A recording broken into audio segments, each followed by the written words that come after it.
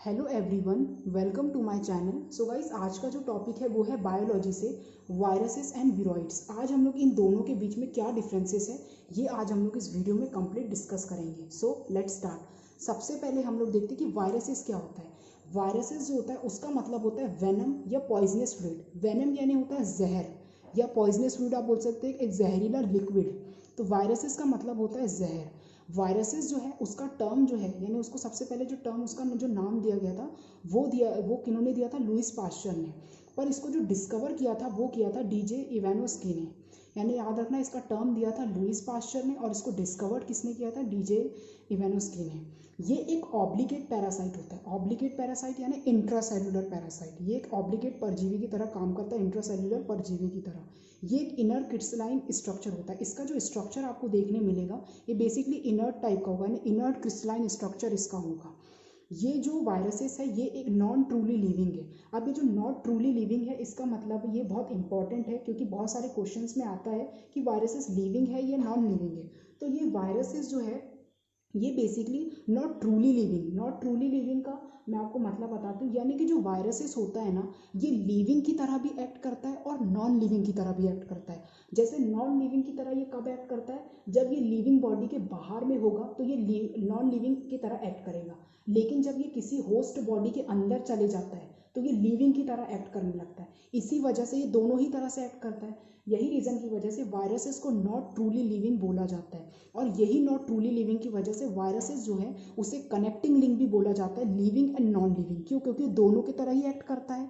इसीलिए वायरसेस जो होता है वो एक असेल्युलर ऑर्गेनिजम्स होता है, जिसमें सेल्युलर जो ऑर्गेनाइजेशन होता है वो कंप्लीटली अब्सेंट रहता है। इसलिए जो वायरस होता है वो असेल्युलर ऑर्गेनिज्म होते हैं।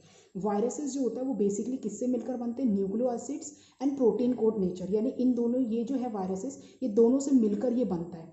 As a genetic material DNA and RNA. तो वायरसेस जो होता है उसमें कभी भी डीएनए और आरएनए जो होगा या तो वो एक होगा, सिंगल ही होगा, डबल वो कभी नहीं होता। तो जैसा मैंने यहाँ लिखा है कि as a genetic material DNA and RNA they can not contain both at the same time, यानी एक ही समय में दोनों जेनेटिक मटेरियल नहीं होंगे। या तो एक समय में डीएनए होगा या तो दूसरे समय में आरएनए होगा। एक और साइंटिस्ट थे एम.डब्ल्यू. विजनिक, जिन्होंने ये बताया था कि वायरसेस जो है वो स्मॉलर होते देन बैक्टीरिया के, because they can pass through bacteria proof filter. अब इन्होंने ये कैसे बताया कि वायरस जो है वो बैक्टीरिया से छोटे होते हैं। उन्होंने एक बैक्टीरिया प्रूफ फिल्टर लिया जिसमें उन्होंने कुछ वायरसेस डाले, और वो वायरस जो थे वो पूरी तरह से बैक्टीरिया जो प्रूफ फिल्टर है उससे पूरी तरह से पास आउट हो गए। तो इससे ये पता चला कि जो वायरसेस होते हैं वो बैक्टीरिया से बहुत ज़्यादा छोटे होते हैं। ये जो एम.डब्ल्यू. विजनिक है, इन्होंने एक और चीज़ बताई थी कि जब वायरस जो डिवीजन के दौरान में, जब वायरस का डिवीजन होता है तो उस दौरान में ये एक फ्लूइड को रिलीज करते हैं, जिस फ्लूइड का नाम होता है कॉन्टेजियम वाइवियम फ्लूइडियम, जो कि बहुत ज़्यादा इंपॉर्टेंट है। ये बहुत सारे क्वेश्चंस में पूछा जाता है। तो ये एक फ्लूइड को रिलीज करते हैं जो कि एक इन्फेक्टियस लिविंग फ्लूइड है।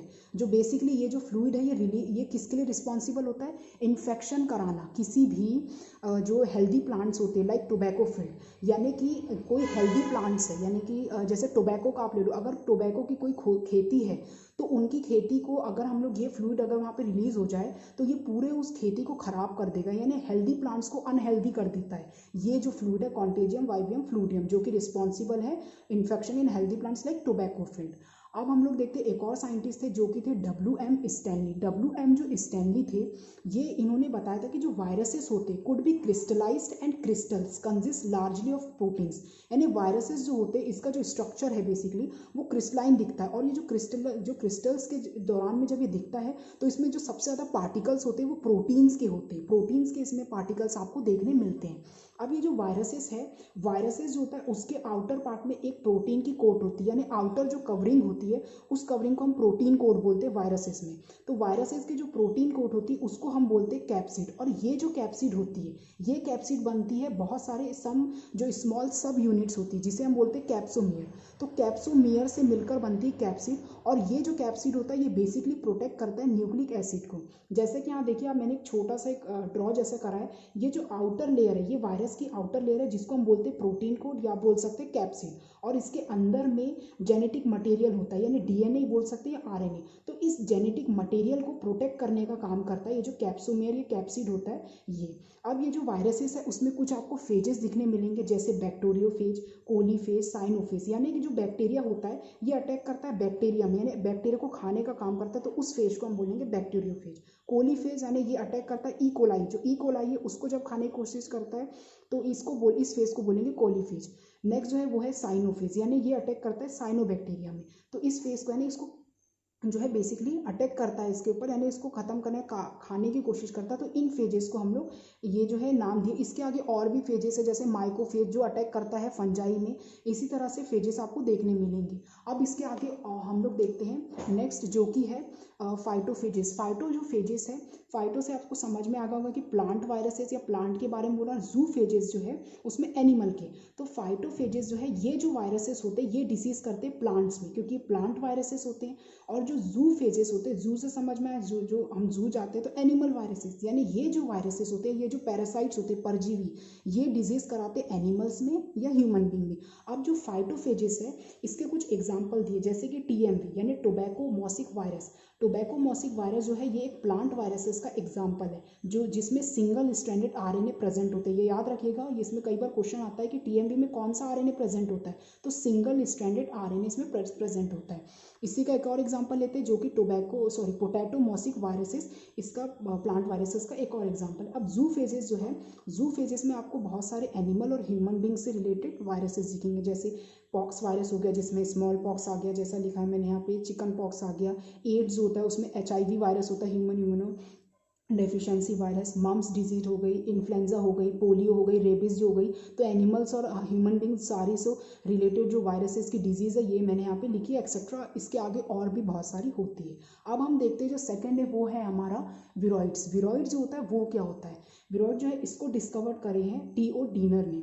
ये जो होता है ये स्मॉलर होता है वायरसेस से, जैसे कि जो एम.डब्ल्यू. विजन लिखते हैं उन्होंने बताया था कि जो बैक्टीरिया है वो जो होता है वो ज़्यादा बड़ा होता है, वायरसेस जो होता है छोटा, यानी वायरस सबसे छोटा होता है बैक्टीरिया से। लेकिन जो विरॉइड्स है यानी वायरॉइड जो है ये वायरसेस से भी छोटे होते हैं, स्मॉलर देन वायरसेस। ये भी एक ऑब्लिगेट पैरासाइट होते हैं, यानी इंट्रासेल्युलर पैरासाइट, अंदरूनी में एक परजीवी होते हैं। ये भी एक असेल्युलर ऑर्गेनिज्म, क्योंकि इसमें भी सेल्युलर जो ऑर्गेनाइजेशन होता है उसमें लैक होता है, इसलिए इन्फेक्टियस एजेंट होता है जो कि basically causes disease in plants. ये मेनली जो होते हैं प्लांट्स में जो डिजीज का इफेक्ट करने का, जो इन्फेक्ट करने का काम करते हैं। जैसे कि एक डिजीज है पोटैटो स्पिंडल ट्यूबर डिजीज, जिसको आप पीएसटीडी भी बोल सकते हैं, याद रख सकते हैं कि जैसे फोन हम करते हैं एसटीडी में, तो ये पीएसटीडी से याद रखिएगा कि पोटैटो स्पिंडल ट्यूबर डिजीज एक डिजीज का नाम है, जो कि विरॉइड जो या वायरॉइड जो है उसका एक एग्जाम्पल है।